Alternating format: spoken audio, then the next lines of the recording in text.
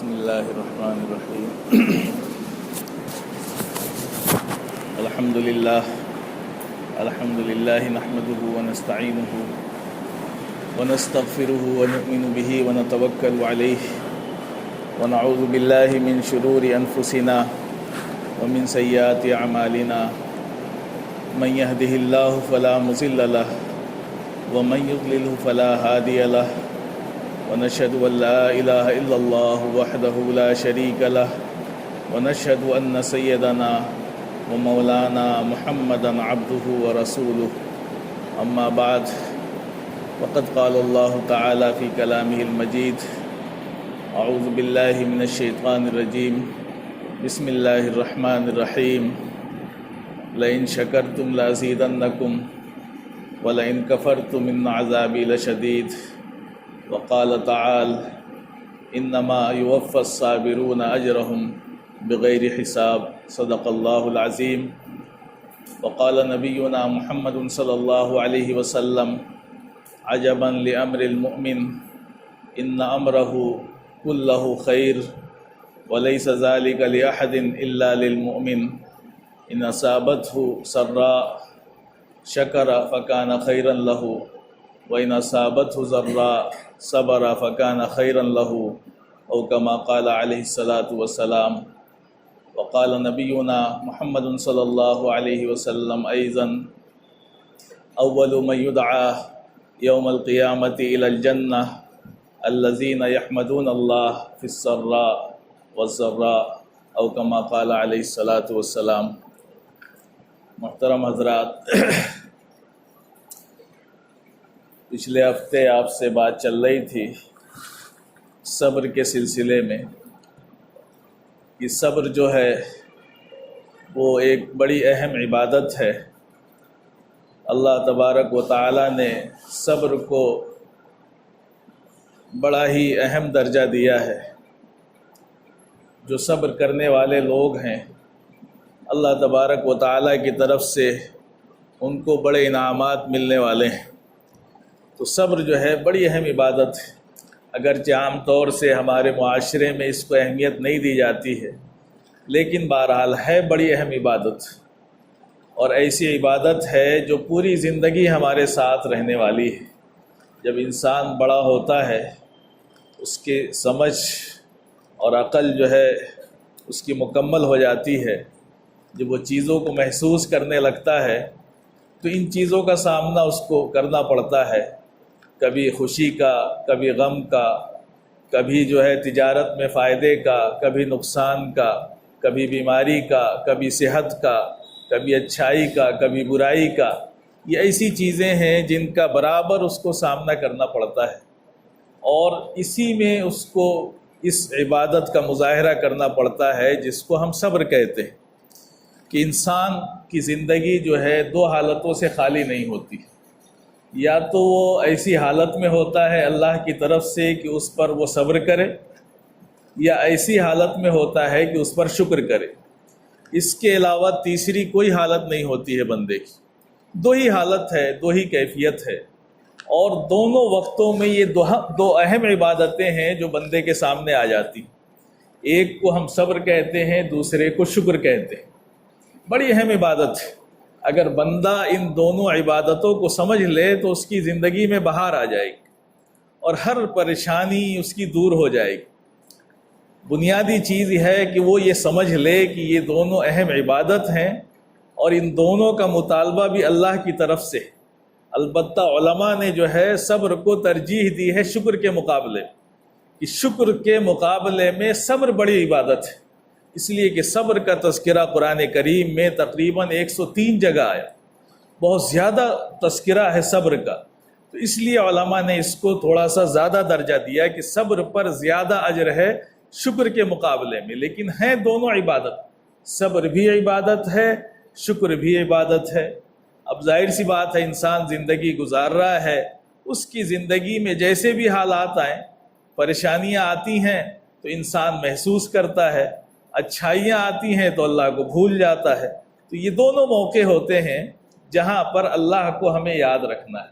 بڑی سی بڑی مصیبت، بڑی سی بڑی پریشانی، بڑے سے بڑا مسئلہ بڑے سے بڑا نقصان، بڑے سے بڑا کوئی حادثہ پیش آ جائے تو اس بندے کو یہ سمجھنا چاہیے کہ یہ پیش کیوں آیا، اللہ کی طرف سے پیش آیا، اس لیے اسے صبر کرنا چاہیے، اور صبر نہیں کرے گا تو اللہ کا کوئی نقصان بھی نہیں ہے۔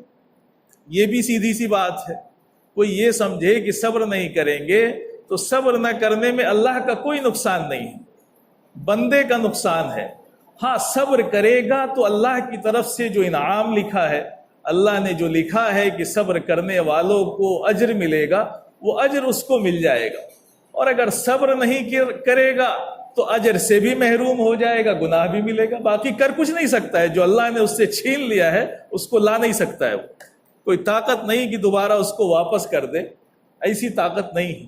اللہ نے جو چیز اس کے سامنے پیش کر دی ہے اس کو صبر کر لیں گے تو آپ کو فائدہ ہو جائے گا، اور صبر نہیں کریں گے تو نقصان ہوگا۔ وبشر الصابرین کی کیٹیگری میں آ جائیں گے آپ، کہ اللہ کی طرف سے صبر کرنے والوں کے لیے بشارتیں ہیں، خوشخبریاں ہیں، ان کے لیے اجر ہی اجر ہے، اور اگر صبر نہیں کریں گے تو صرف اور صرف اپنا ہی نقصان کریں گے۔ تو اس لیے بندے کو یہ سمجھنا چاہیے کہ جو بھی مسئلہ آ رہا ہے وہ کس کی طرف سے آ رہا ہے، اللہ کی طرف سے آ رہا ہے، اور اللہ کی ذات وہ ہے جو حاکم بھی ہے اور حکیم بھی ہے، یعنی جو حاکم ہونے کے ساتھ ساتھ حکمت والا بھی ہے۔ وہ بندے کے ساتھ جو بھی معاملہ کرتا ہے وہ اپنی حکمت کی وجہ سے کرتا ہے۔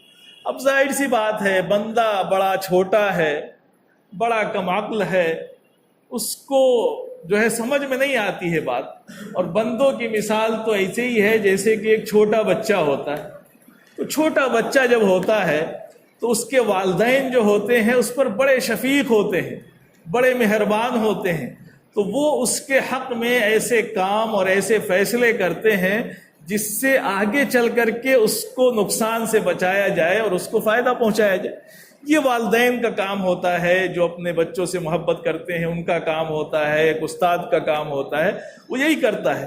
لیکن بچے کی حالت کیا ہوتی ہے کہ بچہ جب دیکھتا ہے کہ اس کے مزاج کے خلاف بات آ رہی تو رونے لگتا ہے، اس کو اسکول بھیجیں گے تو روئے گا، اس کے زخم ہوا ہے آپ اگر اس کی پٹی کروانے جائیں گے تو روئے گا، اگر وہ بیمار ہے اس کو انجیکشن لگوائیں گے تو وہ چلائے گا، روئے گا۔ لیکن والدین کی محبت اس بات کا تقاضا کرتی ہے کہ نہیں، اس کے رونے کو نہ دیکھیں، اس کی پریشانی کو نہ دیکھیں، بلکہ یہ دیکھیں کہ اس کو آگے چل کر کے کس سے فائدہ ہونے والا ہے۔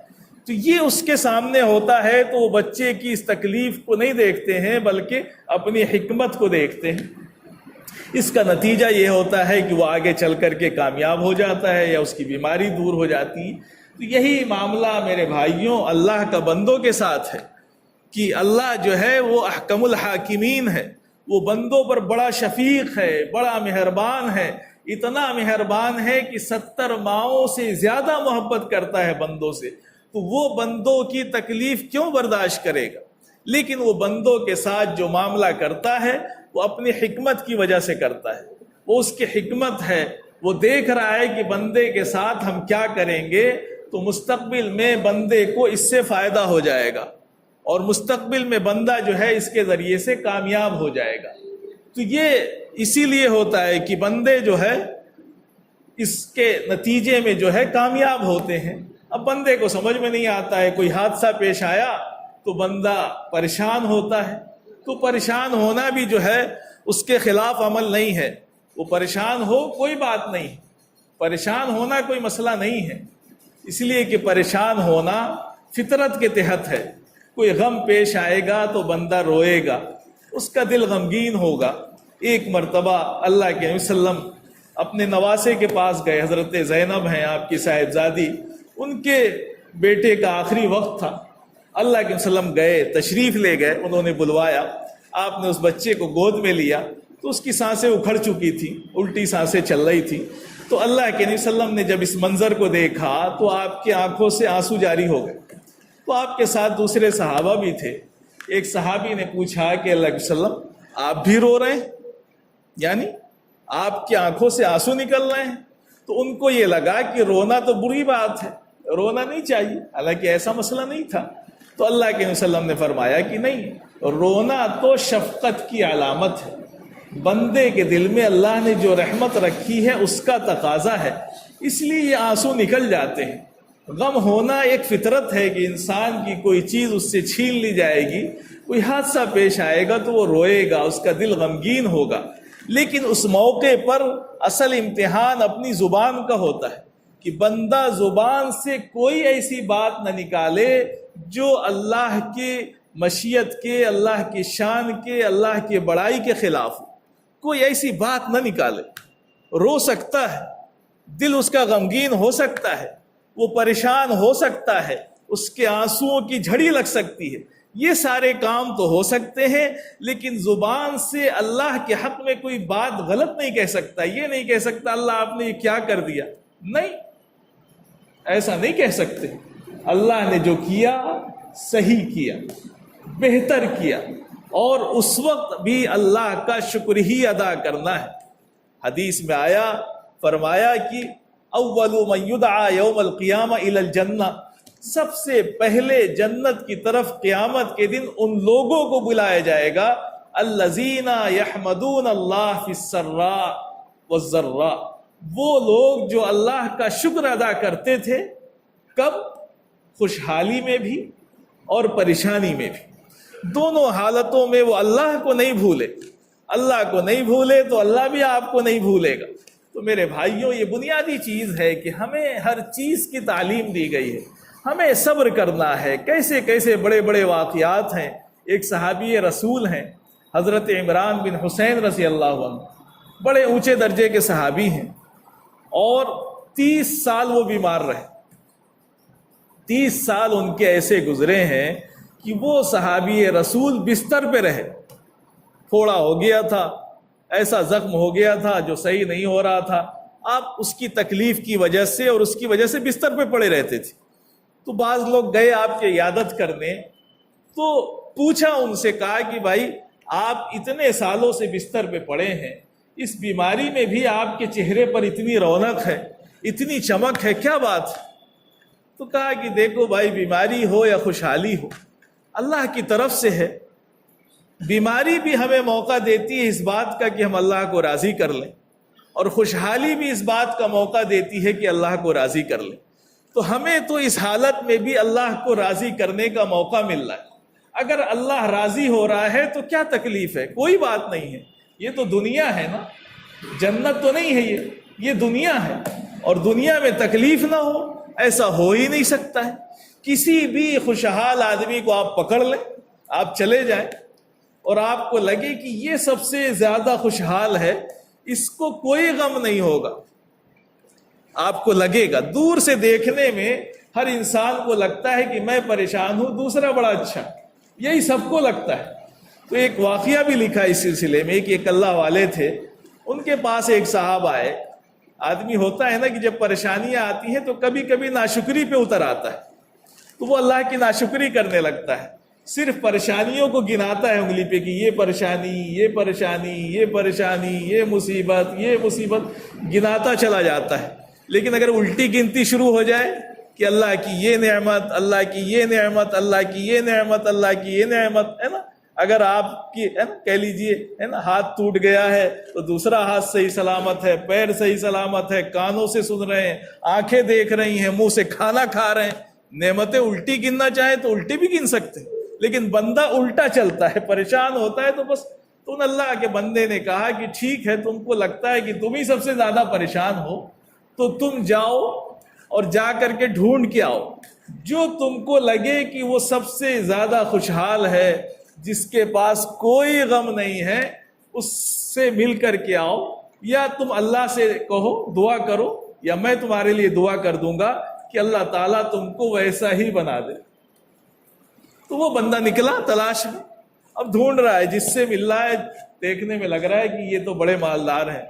تو ایک صاحب ان کو دکھائی دیے، ان کا واقعہ لکھا کہ ان کے سونے کا کاروبار تھا، بہت بڑی تجارت تھی ان کی، مال کی بڑی فراوانی تھی، بڑی دولت تھی ان کے پاس، اور دیکھا کہ ان کے بڑے جوان بیٹے ہیں، بڑے خوبصورت لڑکے ہیں، اور یہ تو بڑے خوشحال ہوں گے۔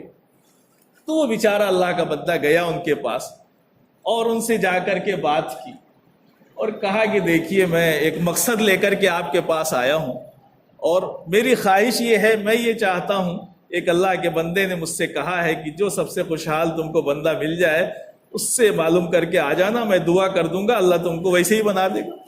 تو میں یہی معلوم کرنے نکلا تھا، آپ مجھے لگے کہ سب سے زیادہ خوشحال ہے، تو میں چاہتا ہوں کہ اللہ تعالیٰ سے وہ میرے لیے دعا کر دیں کہ میں آپ کی طرح ہو جاؤں۔ تو اس نے کہا کہ کبھی بھول کر کے بھی یہ دعا مت کرنا کہ اللہ تعالیٰ تم کو میری طرح بنا دے۔ کہا ارے یہ کیا بات ہے، اللہ نے آپ کو ساری نعمتوں سے نوازا ہے، جوان جوان آپ کے خوبصورت لڑکے ہیں، چاروں طرف مال کی فراوانی ہے، آپ بھی ماشاءاللہ ٹھیک ٹھاک ہیں، لیکن آپ کہہ رہے ہیں کہ یہ دعا مت کرنا۔ تو پھر انہوں نے اپنی زندگی کی غم کی کہانی شروع کی، ہے نا۔ انسان کو اوپر سے تو سبھی لگتے ہیں کہ بڑے اچھے، لیکن اندر اس کے کیا چھپا ہے وہ تو وہی جانتا ہے، جس کے اندر غم ہے وہی جانتا ہے اپنی حالت۔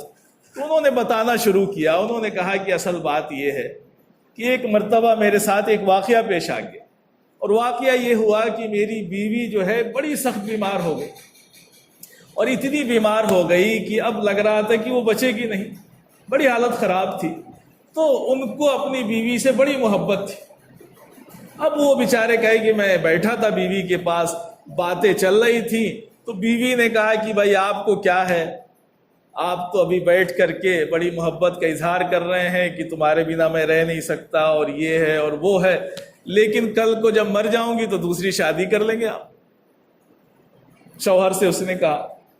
تو شوہر بھی جذبات میں تھے، کہا کہ نہیں ایسا نہیں ہوگا، مجھے تم سے بڑی محبت ہے، اپنا وہ تسلی دیتے رہے۔ تو اس نے کہا کہ نہیں، ایسے کیسے یقین کر لوں کہ آپ میرے مرنے کے بعد دوسری شادی نہیں کریں گے، آپ فوراً شادی کر لیں گے۔ تو انہوں نے کہا ٹھیک ہے، میں کوئی ایسی وہ کرتا ہوں جس سے یہ ہو کہ بھائی تم کو کوئی دلیل مل جائے۔ تو وہ بیچارے گئے ایک ڈاکٹر کے پاس، حکیم صاحب کے پاس، اور کہا کہ کوئی ایسی دوا کھلا دیجئے کہ اب ہماری مردانگی ختم ہو جائے، اور تاکہ میرے اندر خواہش ہی نہ رہے، میں دوسری شادی نہیں کروں گا اس کے بعد۔ حکیم صاحب نے ان کو دوا دے دی، تو اس کے نتیجے میں اب وہ نامرد ہو گئے، ختم ہو گئی ان کی صلاحیت۔ اس کے بعد اللہ کی مرضی ایسی ہوئی کہ بیوی بھی ٹھیک ہو گئی۔ جو بیوی بیمار تھی، لگ رہا تھا مر جائے گی، نہیں مری، اللہ نے اس کی حیات رکھی تھی، وہ بچ گئی، صحت یاب ہو گئی۔ تو صحت یاب ہو گئی تو کچھ سال تو چلا بہت اچھا معاملہ، بڑی محبت رہی بھائی چلو۔ اس کے بعد ظاہر سی بات ہے، عورت ہے، اب جب اس کی خواہش نہیں پوری ہوئی تو اس نے پھر ناجائز کام شروع کیا۔ اب جب ناجائز کام شروع کیا تو اس کا نتیجہ کیا ہوا؟ تو اس نے کہا کہ اب آپ سمجھ نہیں سکتے ہیں کہ میری زندگی کتنی عذاب میں گزر رہی ہے۔ اس نے بتایا کہ یہ جو تم کو بچے نظر آ رہے ہیں نا، سب دوسروں کے، یہ میرے بچے نہیں، نام میرا لگا ہوا ہے، یہ میرے بچے نہیں، اور میں کتنی کفت کی اور کتنی تکلیف کی زندگی گزار رہا ہوں تم کو اندازہ نہیں۔ تو تم کو تو صرف یہ دکھائی دے رہا ہے کہ میرے پاس کتنا بنگلہ ہے، گاڑی ہے، سونا ہے، چاندی ہے، لیکن میری اندر کی جو تکلیف ہے اس کو تم نہیں سمجھ سکتے۔ تو ہر انسان کو لگتا ہے کہ دوسرا ہم سے بڑا اچھا ہے، لیکن اس کے اندر کتنی تکلیف چھپی ہوئی ہے تو وہی جانتا ہے بندہ جس کے گزر رہی ہے۔ تو میرے بھائیوں، بڑے زندگی کے حالات ہوتے ہیں، کس کے ساتھ کیا حالات ہیں۔ ہمیں لگتا ہے کہ ہم سب سے زیادہ پریشان ہیں، لیکن ہم سے زیادہ وہ پریشان ہو سکتا ہے جس کے آگے پیچھے سینکڑوں گاڑیاں چل رہی ہیں، جو بیچارہ ہوائی جہاز پہ چلتا ہے، لیکن اس کی حالت یہ ہوتی ہے کہ کچھ کھا نہیں سکتا ہے، کچھ پی نہیں سکتا ہے بیچارہ، اور رات کو بغیر دوا کھائے نیند نہیں آ سکتی ہے۔ ایسے بندے ہیں بیچارے، سب کچھ ہو کر کے بھی کتنی تکلیف کی زندگی ہے اس کا اندازہ نہیں ہے۔ تو میرے بھائیوں، بیماری آئی، صبر کریں، اللہ نے یہ بیماری دی ہے، اللہ سے مانگنا نہیں ہے بیماری اور تکلیف۔ ہمارے نبی نے یہی سکھایا کہ ہم اللہ سے عافیت مانگیں، اللہ سے راحت مانگیں گے نہیں، لیکن جب آ جائے گی تو بے صبری بھی نہیں کریں گے۔ جب آ گئی تو ہمیں یہ سمجھنا ہے کہ یہ دی ہے کس نے، یہ بیماری اللہ نے دی ہے، میرے اللہ مجھے دیکھ رہا ہے، یہ بیماری اس نے دی ہے، وہ میرے گناہوں کو جھاڑنا چاہتا ہے، وہ میرے درجات کو بلند کرنا چاہتا ہے، وہ مجھے جنت کے اعلیٰ درجوں میں پہنچانا چاہتا ہے، تو اس کی مرضی ہے، وہ جو چاہے میرے جسم کے ساتھ کرے، مجھے یہ حق ہی نہیں پہنچتا کہ میں ناصبری کروں، بے صبری کا مظاہرہ کروں۔ تو یہ اصل بنیادی چیز ہے، اس پر ہم آ گئے تو سمجھ لیے اتنی اہم عبادت پر آ گئے کہ اجر ہی اجر ملنے والا ہے۔ کہ بیماری آ گئی، تکلیف آ گئی، پریشانی آ گئی، اللہ نے ہم سے ہماری اولاد کو چھین لیا، اللہ نے ہم سے ہمارے والدین کو چھین لیا، کسی کو بھی چھین لیا، بندہ صبر کر رہا ہے اور وہ یہ سمجھتا ہے کہ یہ کام کس نے کیا ہے؟ اللہ نے کیا ہے۔ اور اللہ کسی کے حالات سے بے فکر نہیں ہے، وہ سارے حالات جانتا ہے، ایک ایک بندے کو جانتا ہے، لیکن اس نے دنیا کا نظام ہی ایسا بنایا ہے کہ وہ برابر بندوں کا امتحان لیتا رہے گا، آزمائش کرتا رہے گا۔ اللہ نے تو اپنے نبی کے بیٹوں کو نہیں رکھا، اللہ کے نبی صلی اللہ علیہ وسلم کے بیٹے پیدا ہوئے، 3 بیٹے چلے گئے اس دنیا سے، کوئی نہیں رہا، انہیں بھی صبر کرنا پڑا۔ بیٹیاں 4 بیٹیاں، 4 بیٹیوں میں سے 3 بیٹیاں آپ کی زندگی میں چلی گئیں، صرف حضرت فاطمہ تھیں جو آپ کے کچھ دنوں کے بعد گئی۔ تو آپ دیکھیں کہ اللہ دکھا رہا ہے کہ دیکھو جو میرے سب سے مقرب بندے ہیں، جو میرے سب سے خاص بندے ہیں، ان کو بھی میں آزماتا ہوں، تم سے زیادہ ان کو آزماتا ہوں، تو تمہیں بھی آزماؤں گا، تمہارا بھی امتحان ہوگا۔ اصل آرام کی جگہ جنت ہے، اصل مزے کی جگہ جنت ہے، وہاں جب پہنچ جائیں گے تو کوئی تکلیف نہیں ہوگی، راحت ہی راحت ہوگی۔ ایک صاحب آئے حضرت عبداللہ ابن عباس رضی اللہ عنہ کے پاس، جب ان کے والد حضرت عباس کا انتقال ہو گیا تو ان سے تعزیت کرنے آئے۔ تو آدمی تعزیت کرنے جاتا ہے تو طرح طرح کی باتیں کرتا ہے، تو انہوں نے آ کر کے کہا کہ آپ کے ابا جو ہے اتنی راحت میں پہنچ گئے، اتنے آرام میں پہنچ گئے کہ اگر آپ پوری زندگی ان کی خدمت کرتے، جتنے چاہے آپ ان کی خدمت کر لیتے، اتنا آرام ان کو کبھی نہ ملتا، جتنے آرام میں اب پہنچ گئے، یعنی اس دنیا سے چلے گئے، اب اتنا آرام ان کو اس دنیا میں ملنا ہی نہیں تھا، اب اصل راحت کی جگہ پہنچ گئے جسے ہم جنت کہتے ہیں، جہاں دور تک کوئی غم اور پریشانی چھونے کو بھی نہیں آئی۔ تو میرے بھائیوں، اللہ نے یہ جو دنیا بنائی ہے، یہ جو کائنات بنائی ہے، یہ ایسی ہی ہے، ہمیں اس میں رہنا ہے تو صبر کرنا پڑے گا۔ صبر جو ہے بڑی اہم عبادت ہے۔ کوئی بھی حالت ہو، ہم کاروبار کرتے ہیں، اس میں نقصان ہو، اس میں مسائل آئیں، ہم صبر کریں، ہم صبر کریں، جلد بازی کا مظاہرہ نہ کریں، پریشان نہ ہو، اللہ سے مانگتے رہیں، اللہ کے سامنے اپنی کمزوری کا، اپنی بندگی کا، اپنی عاجزی کا اظہار کرتے رہیں اور کہتے رہیں کہ اللہ میں کمزور ہوں، میں اس لائق بھی نہیں کہ تو میرا امتحان لے، اس لیے اس پریشانی کو دور کر دے۔ اللہ سے مانگتے رہیں۔ آپ دیکھیں کہ جو لوگ صبر کر لیتے ہیں کامیاب ہو جاتے ہیں۔ بڑے ایسے دکاندار آپ کو مل جائیں گے، وہ کہیں گے کہ مولانا صاحب 3 سال تک تو ایسا تھا کہ ہمارے دکان کا کرایہ بھی نہیں نکل رہا تھا، آج ان کی حالت یہ ہے کہ دکانوں پہ نمبر لگے ہوئے ہیں ان کے۔ صبر کیا انہوں نے، اس حالت میں بے صبری کا مظاہرہ نہیں کیا، اللہ سے شکوہ اور شکایت نہیں کی۔ جب اللہ دے رہا تھا تو بڑے خوش تھے، اور جب اللہ نے بند کر دیا تو بڑے ناراض ہو گئے۔ تو اللہ دے گا نہیں پھر، تو صبر کرے، اللہ سے عاجزی کرے، اللہ کے سامنے بندگی کا اظہار کرے، یہ آپ کو آگے بڑھا دے گی۔ کبھی کبھی جو ہے اللہ امتحان لیتا رہتا ہے، پھر جب دروازے کھول دیتا ہے رحمت کے تو پھر سمجھ لیجئے کہ بہار آ جاتی۔ تو بڑے بندے ہیں جو شروع کی زندگی دیکھیں گے تو بڑے ناکام تھے، کسی کام کے نہیں تھے، اور بعد میں اللہ نے نوازا تو اتنا نوازا کہ آج لوگ ان پر رشک کرتے ہیں کہ کاش میری دکان بھی ایسی چل جائے، کاش میری فیکٹری بھی ایسی چل جائے، کاش میں بھی ایسے ہی کامیاب ہو جاؤں۔ تو یہ کب ہوا؟ جب انہوں نے صبر کیا۔ تو کوئی ضروری نہیں کہ شروع میں کامیابی مل جائے، پہلے ہی دنوں میں کامیابی مل جائے، سارے حالات انسان پر آ سکتے ہیں۔ اصل چیز یہ ہے کہ ہم صبر کریں، اور یہ سمجھ کر کے صبر کریں کہ یہ صبر کرنا عبادت ہے۔ ہم صبر کر رہے ہیں تو اللہ کی طرف سے ہمیں اجر مل رہا ہے۔ اگر یہ سمجھ کر کے کریں گے تو انشاءاللہ آپ دیکھیں گے کہ یہ صبر آپ کو کامیاب بنا دے گا۔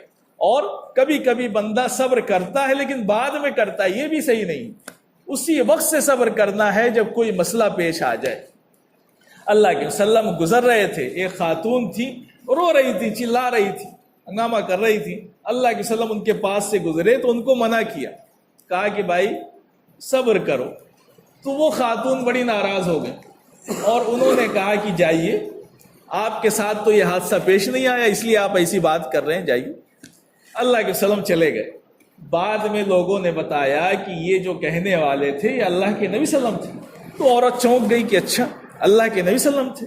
تو پھر وہ عورت اللہ کے نبی صلی اللہ علیہ وسلم کے گھر گئی آپ سے ملنے. اللہ کے نبی صلی اللہ علیہ وسلم سے جا کر کے اس نے معذرت کی کہ اللہ کے وسلم میں پہچان نہیں سکی تھی کہ آپ ہیں.